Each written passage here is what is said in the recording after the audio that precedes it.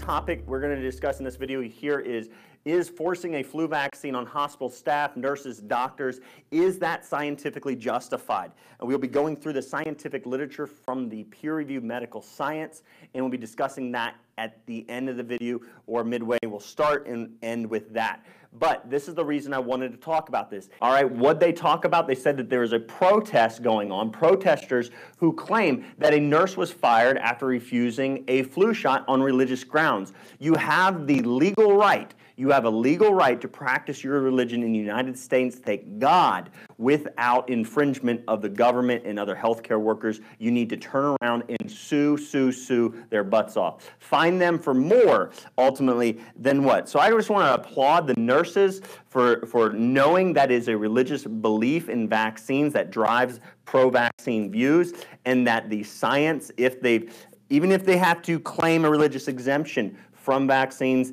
they may know, and most of them do, they know the science does not justify forced vaccinations, and they in fact know the science shows that significant harm would come to those who are injected with the flu vaccine. I love the fact that there are friends out there, friends of the nurse out there protesting as well, and we need to do more of this. But let's talk about why they forced the flu vaccine. Why do they really force the flu vaccine, especially since the science doesn't support this? And again, I'm going to bring you that science here in just a minute. But here is why. If you read through this article right here, and again, you get the links, TWD, in the comments right now on Facebook, or if you're on YouTube in the future and you want to get the links to all the articles and research references that I'm presenting in this video, all you got to do on YouTube is go down in the description, and there'll be a link right there to my website, thewilddoc.com, and you can get at the bottom of the video blog post, we'll have all the direct links to the research studies and the articles discussed in this video. Make sure that you subscribe on YouTube. Make sure you like us on Facebook. Join in the conversation on both YouTube and Facebook, if you would, please. Everybody out there. So facing penalties, hospitals take hard line on employee flu shots. So they want to force them. Why? Ultimately, it comes down to the money. That is the fact. The American Hospital Association, AHA, estimates that if a 100-bed hospital fails to comply with a specific number, a percentage of their employees being vaccinated against the flu. So even religious exemptions don't count. So if a nurse is religious exempt, so even if a nurse says, I'm religiously against it, the hospital can review that religious exemption and then say, no, we don't believe you. We're going to go ahead and fire you anyways. They fire them because that hurts their percentage. If a hospital doesn't have a significant portion, a percentage of their hospital staff, what that percentage is specifically, I'm not sure. I didn't look further enough into that, but they have to have a percentage for Medicare reimbursement, or they could be fined roughly $320,000. It comes down to the money, folks, especially given the research available to us. Now, this love of money is causing significant harm to employees working in the hospital. And a lot of these employees, folks, I know that people have long believe that I just hate medical physicians, that I hate nurses, that I hate people in the medical. No, I serve and I adjust and I take care of nurses and doctors. I take care of medical staff members who come into my clinic for real health. All right? So I love these people. I want to protect them just the same. They're children of God. I want to protect them just the same. All right? I just want people to turn from their wicked ways and stop loving money and doing harmful things to others. Deceitful things to others for that love of money. It comes down to money. What has this love of money done? What has the money done? It's caused the death of healthcare workers. That's a fact. So right here, I did a video on this. It's provided in the links, TWD, in the comments on Facebook, and you get the links really easy. So what this court document showed is that this medical physician, a young doctor, took the forced flu vaccine, and guess what happened? She ultimately developed a paralytic condition that ultimately led to multiple organ failure, and she died. Her family was rewarded money by the U.S. Vaccine Compensation Program, a program that provides compensation, money, for harms that vaccines cause, and it's the U.S. taxpayer money that pays for it, not the drug companies, if you didn't know that. So here's the research. Why are we forcing this vaccine? It's because of the money, it's costing lives, and the scientific evidence doesn't support it. Cochrane Database of Systematic Reviews. Now I'm going to warn everybody, the Gates Foundation recently, Bill Gates gave money to the Cochrane database. The Cochrane database has been it's been infiltrated by deceptive, not good people. It's sad. It's been watered down. They're not doing the purpose that they used to. So you'll see a significant change in their language, in their reports on the harms of vaccines or the safety of vaccines or the legitimate evidence providing us with whether a vaccine works or not. You'll see a difference in what they're publicizing or publishing in the near future, and they've already started here in 2018. More on that later, but here is the Cochrane database from 2016, the most recent published review of the available scientific evidence. This is Cochrane database the Cochrane Collaboration, which is no longer the Cochrane Collaboration, it's Cochrane Library. They went towards a money-making rather than doing what they were originally founded to do, which was give true insight into the effectiveness of different medical interventions. But what they did here is they do a review. They take available scientific evidence and do a massive review on it. And what they showed here in 2016 is influenza vaccinations for healthcare workers who care for, and I truly believe these workers, these healthcare workers, care about people. Some of them accept the vaccine because they've been lied to and told that it's going to protect their patients. So they do it out of love for their patients. Other workers do it because they're financially forced or threatened to be fired if they don't take the vaccine. But what did the Cochrane database show in their review of the some of the best available scientific evidence? Here's what they showed. The author's conclusions said, our review findings have not identified conclusive evidence of benefit of healthcare workers' vaccination programs. The benefits of healthcare worker vaccination programs, so vaccinating the healthcare workers specifically themselves, on specific outcomes of laboratory-proven influenza. So it didn't stop the spread or someone contracting influenza. Its complications such as lower respiratory tract infections, hospitalizations, death due to lower respiratory tract illnesses. So it didn't lower death rate due to flu or all-cause mortality in people over the ages of 60 who lived in these healthcare institutions. So basically like retirement homes, nursing homes, places where healthcare workers were caring for people over the age of 60, this is where they're doing this research. So this review does not provide reasonable evidence to support the vaccination of healthcare workers to prevent influenza in those 60 years or older. And this is a really good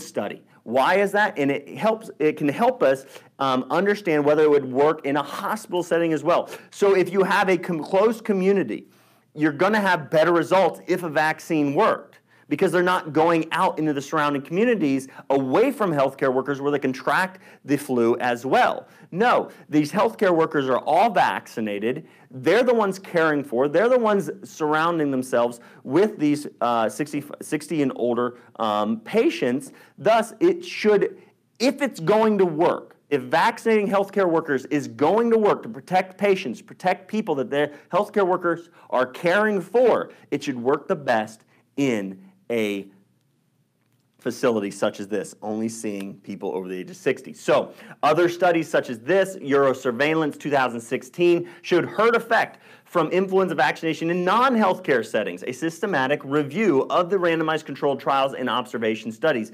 Well, what did this find? It said influenza vaccination programs are assumed, folks. They are assumed. Remember, this is what the medical community is making out of themselves when they say that flu vaccines need to be mandatory for healthcare workers or need to be forced on the population. They are assuming, and you know what you get. I'm not going to say it. I'm going to try and hold true to my Christian values and not actually explain what assumed means if you break it down. But I'm pretty sure you can all get it. You know, you break it down in a couple words, the first three letters. But you won't make that out of me because guess what? I'm actually reading the research. So, to have a herd effect and protect contacts of vaccinated persons from influenza virus. So there was not evidence. It didn't have a herd effect. There is no herd immunity when it comes to the flu vaccine. You cannot protect other people if you get the vaccine. And we're going to go through additional research that I just published in the last couple of years showing, according to CDC-funded studies, actually shows that if you got the flu vaccine, you are more likely to spread illnesses, infectious diseases, onto and into other people school. So here we go. Among the randomized controlled trials, no statistical significant herd effect on occurrence of influenza in context could be found. But beyond that, guess what? We had the New England Journal of Medicine 2006 actually did a study that we could use to look at whether the flu vaccine reduces illness in contacts. Contacts meaning the people who are coming in contact with the person who is vaccinated. All the way back in 2006, we were seeing evidence of what they're now proving in the peer-reviewed medical literature here now in the last 2 years, that those who are vaccinated are spreading more illness. Watch this. New England Journal of Medicine showed that nonetheless, I think it's hilarious the way they actually state this, nonetheless, it is difficult for us to understand why household members from intervention schools, so they're taking schools, vaccinated school, unvaccinated school, or children didn't have to get the vaccine, children needed to get the vaccine, hard promotion of the vaccine. So we didn't understand why household members of intervention schools, meaning the schools that forced the vaccine, the intervention schools that got the vaccine, the children that got the vaccine, their household members had an increased rate of hospitalization. Why would more people need to go to the hospital if a child was the one vaccinated? Well, it's because those who are vaccinated spread illness. Again, we're going to cover that research in just a minute. But this is an observational study, the study looking at vaccinated school versus unvaccinated school with the flu vaccine and finding that, lo and behold, the vaccine didn't prevent illness, it didn't prevent hospitalization, it didn't prevent anything. It actually promoted hospitalization in contacts. The results of a primary analysis of the data from questionnaires showed an increased rate of hospitalization for influenza-like illness among hospital or households, not hospitals, households with children in the intervention schools are compared as compared with households with children in the control schools being the ones that were selected not to be vaccinated. So I want to warn you, though, this study, if you just read the PubMed abstract, you are going to get lied to. Here's why. The conclusions on PubMed, if you don't purchase the article and get it, you will not get the documents or the statements read to you here. All right. If you purchase it, you'll see the truth if you read the entire document. But if you just read PubMed, which I see a lot of pro-vaxxers do, they'll read the PubMed abstract and they'll say, "Oh, the vaccine worked." Actually, read the whole study, and you'll find otherwise. So most outcomes related to the influenza-like illness were significantly lower in intervention school households than in control school households. Not exactly. There was more medication. Do you see how they say that? Most outcomes related to influenza-like illness were significantly lower in intervention schools. That would be the vaccinated school households than in control school households. Wait a minute. Nonetheless, it's difficult for us to understand why household members from intervention schools had an increased rate of hospitalization. Do you see the lie here? This is directly taken from the full text published article study.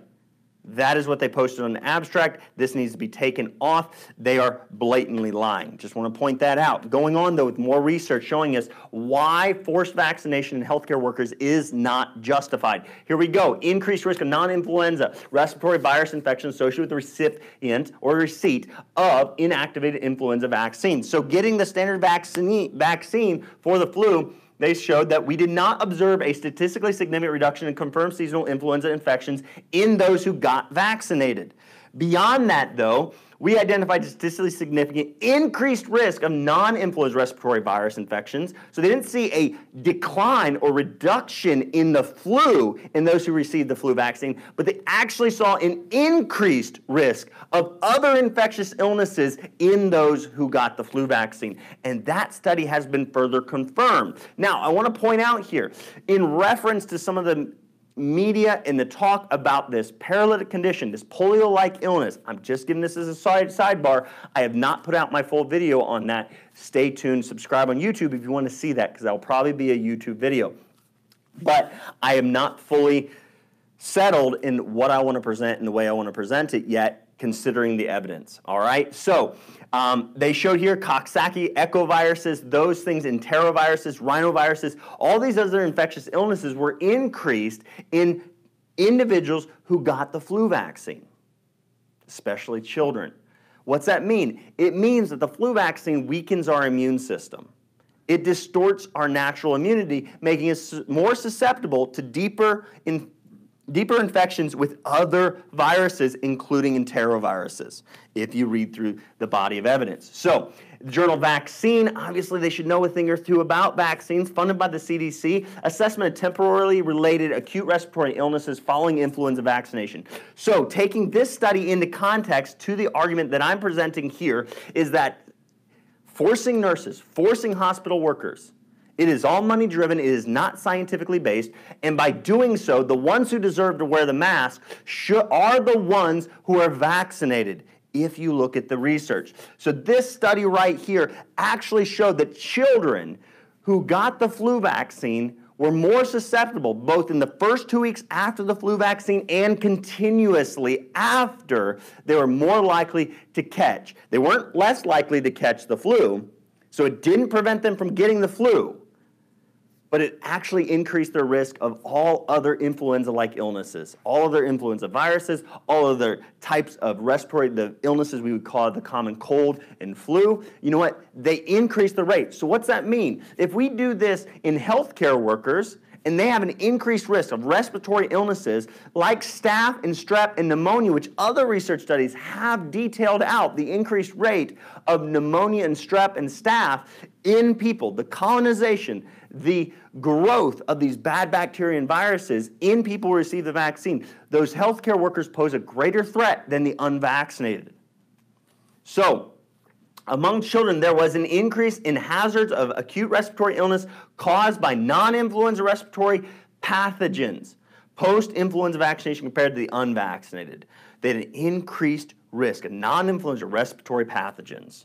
So illnesses in the respiratory tract like pneumonia and others. Future research could investigate whether medical decision-making surrounding influenza vaccination may be improved by acknowledging patients' experiences, meaning their child got sick after the vaccine. Parents, do you think? Give me a thumbs up or a heart if you believe, as a parent, someone who may have had your child vaccinated and then caught an illness afterwards, got sick afterwards, or were harmed by the vaccine. Do you think healthcare workers should actually start accepting the fact and recognizing and acknowledging the fact that you witnessed your child harmed by a vaccine? Give me a heart if you believe that. All right, so I believe it. They're saying it now in the peer-reviewed literature that what patients are saying is actually true. Children are getting sick because of the vaccine. Counseling, again, a CDC study, read it yourself. Counseling regarding the different types of acute respiratory illnesses and correcting the misperception that all acute respiratory illnesses occurring after vaccination are caused by the influenza. That's what they want to do. Let's counsel people that it may not have been the flu. We didn't prevent the flu, but we actually increased your risk of other respiratory illnesses. Some other details from this study: we did not observe that influenza vaccination significantly reduced overall hazard of influenza in our population. Again, supporting documentation from the CDC themselves showing that you're not reducing the spread of illness, the flu specifically. If you get that vaccine, you're actually increasing the spread of other illnesses. Infectious virus exhaled breath of symptomatic seasonal influenza cases from a college community. This study right here, again, another one funded by the CDC, showed us that those who receive the flu vaccine are more likely to spread in the most pathogenic, the most, in essence, if you want to say that this illness is deadly and that spreading it is deadly, well then it's the deadliest way to spread it. It's aerosolization. So it increased aerosolization of the virus, those who were vaccinated. So what they found in adjusted models, we observed a 6.3 times more. That's a 630% more. That's 6.3 times more aerosol shedding among those cases with vaccination in the current and previous seasons compared with having no vaccination in those 2 seasons. Vaccination was not associated with coarse aerosol or NP shedding. So what that means is, like, it wasn't an increased risk of spreading it when you coughed or sneezed, but aerosolization was 6.3 times more in the vaccinated, especially those receiving 2 vaccines in a row. So let's take that into context right now. Let's think about this in terms of our healthcare workers. Well, if just 2 consecutive flu vaccines weakens your immune system, causes you to aerosolize more flu virus, and we already observed the research showing us that it doesn't improve herd immunity, it doesn't prevent people from getting the flu according to the best available scientific literature, This flu vaccine now, when you get it twice, and they've seen this in children's studies and others that I'm not going to present here today, that I did in other videos. Go to thewilddoc.com, look at all the flu vaccine videos. You're going to get tons of evidence to support what I'm saying, and you can read the peer-reviewed medical literature for yourselves. I'm just bringing it to you. So what they find here, what does this say to us? It says that the more we vaccinate people, what they were seeing in children's studies, they were showing that they had lower CD8 T cell responses against pathogens like the flu. So they had a weaker immune response the more vaccines they got. Folks, this is huge. That means not only are people, according to this study and others, spreading more illness if they get consecutive flu shots, but also the person getting the flu shot is more likely to have a weaker immune response against that pathogen, against the flu. Thus, that puts the vaccinated population at greater risk of dying as well. Hence, we saw last year the greatest number of deaths ever recorded in history, except for the 2009-10 swine flu epidemic. And that was the year they gave 2 vaccines to everybody. Is the writing not on the wall with the research at our hands and our fingertips to show that people have a weaker immune response when they get the flu vaccine? So think about that. And I want to point out specifically it was aerosolization. It was specifically 6.3 times more aerosolization. And I'm going to explain that here in a second. The association of current and prior year vaccination with increased shedding. This is not shedding like most people would think, shedding like you inject a live virus vaccine. This is not a live virus vaccine, according to what they're telling us at least, according to liars who are the pharmaceutical industry. But anyways, according to what they're letting us know, it's not supposed to be a live virus. They inject that virus into us. But if they inject a live virus vaccine, guess what? You can shed that. You will spread live viruses to other people from that vaccine. But this is not shedding in the sense that the vaccine is giving them the live virus that then they spread, okay? When they contract influenza, because the vaccine doesn't work, those who are vaccinated have a weaker immune response and they spread more flu virus that they caught naturally. Okay? It is not shedding of the vaccine virus. I just want to be clear on that because I've had some problems with people taking what I've said and distorting it or not recognizing fully what I'm saying and accidentally saying that the flu vaccine sheds. Okay, the live flu vaccine can, that's the nasal spray, which can also infect your brain because your mucosal membrane and your blood-brain barrier is the thinnest at the mucosal membrane with your sinuses. So scary stuff there. Not going into that detail, but later time. Promote lung inflammation, airway closure, and aerosolization generation. This first observation of the phenomenon needs confirmation. If confirmed, this observation together with recent literature suggesting reduced protection. Recent literature, the most up-to-date literature showing that reduced protection with annual vaccination against flu would have implications for influenza vaccination recommendations and policies. Here's the reality. This is not reduced protection because it's not proven to protect them. It's reduced resistance is what they should be saying if you wanted to point them out on a technicality and correct them on a technicality. Because if the flu vaccine doesn't protect people against the flu, then guess what? It's not reduced protection. It's increased susceptibility to more spread and the illness. That's what the current available evidence is showing us. Now, take into context, context, did I just say that on accident? Context! Sorry, babe, what am I thinking about every day of the week? I'll be home later, babe. All right, anyways, back on topic. All right, Oxford academic microbiology reviews influenza A virus transmission via respiratory aerosols. So again, the study I just went over was talking about increased aerosolization, increased aerosol spreading, 6.3 times. That's 630% more aerosol spreading. That's 630% more virus being shed from the vaccinated. Take that into context when we look over this study right here. This review, aerosol droplets. Let's look at some of the statements in this study. Respiratory droplets, also called droplet spray, of which the size exceeds 5 micrometers, do not remain suspended in the air. This is like you cough or sneeze. So when you cough or sneeze, and these big droplets come out of your mouth and out of your nose, they travel through the air and they land on the ground.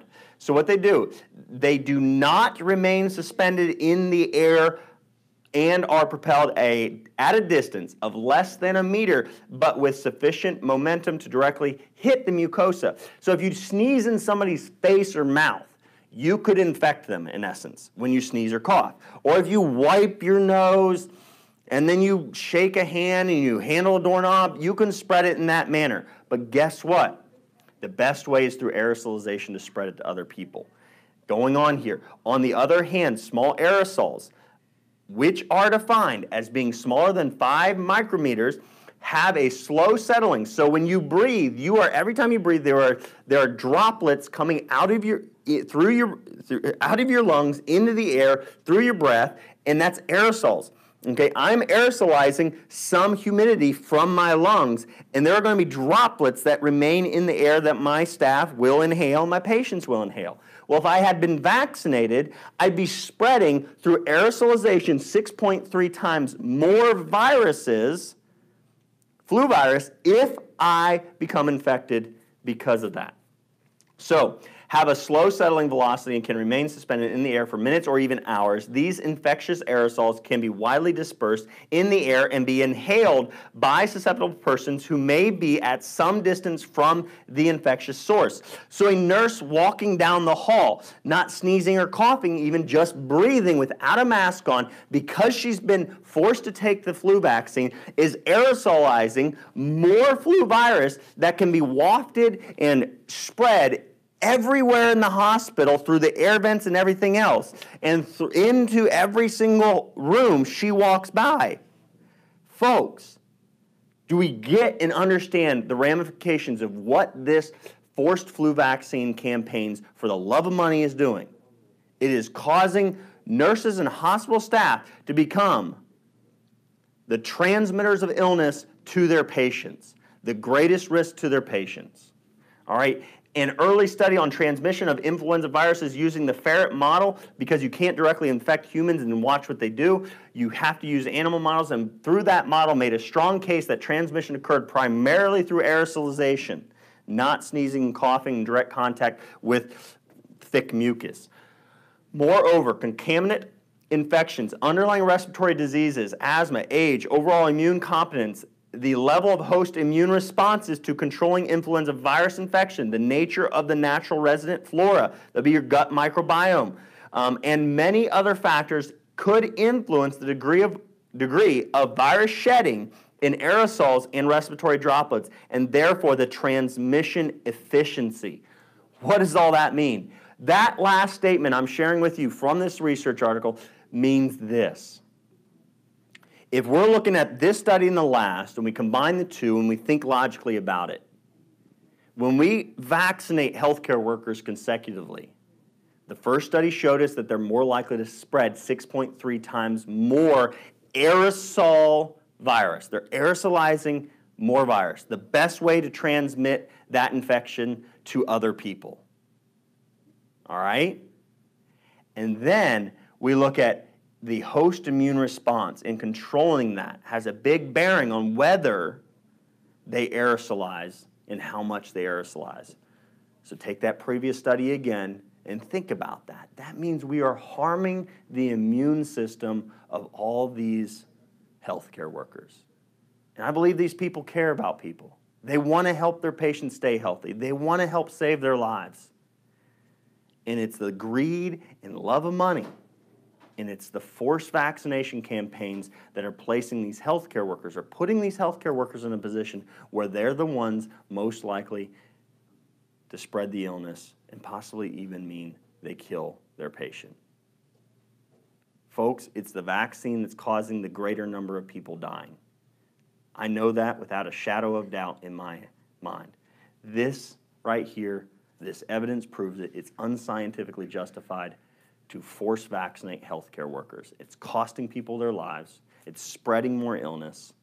And sadly, when it comes down to it, not only by forcing vaccines on healthcare workers, is Medicare paying hospitals more money, and hospitals aren't being fined for it. So it's making stockholders in these hospitals, it's making the hospital board, they're making more money But they're making more money when their workers spread more illness. Think about that. They're not going to stop this unless we get the truth out to them. So if you're watching this on Facebook right now, make sure you hit the share button right now for us. Tag some friends and family members in this. Tag some nurses and doctors in this video right here. Hopefully they'll watch it. You know what? I beg and I plead with them to watch the entire thing. Go and read every single research study that I provided to you. TWD in the comments right now. You get the research links right away. All right, if you're watching on YouTube in the future, go into the description. Make sure that you subscribe first, but go into the description, click on the link. You'll go straight to thewilddoc.com, and you'll get a reference page that will give you all the research links that I've provided here today in this video. I want you empowered to be able to share the truth. That's why I do this. That's why I do these videos. I want to save lives. I want to help people. You know what? I wouldn't be this person talking against vaccination and what we're doing in the healthcare model if it didn't mean that it wasn't costing lives. If it wasn't costing lives, if it wasn't harming people, if it wasn't stealing money from those who don't know the truth, I wouldn't be against it. All right, everybody. Share the truth. Don't just like it. It's the only way we save lives. That's the end of the video. Now I'm going to Facebook comments. So hopefully everybody didn't click off there real quick. But that was like the end for YouTube. Or this can be the end for YouTube.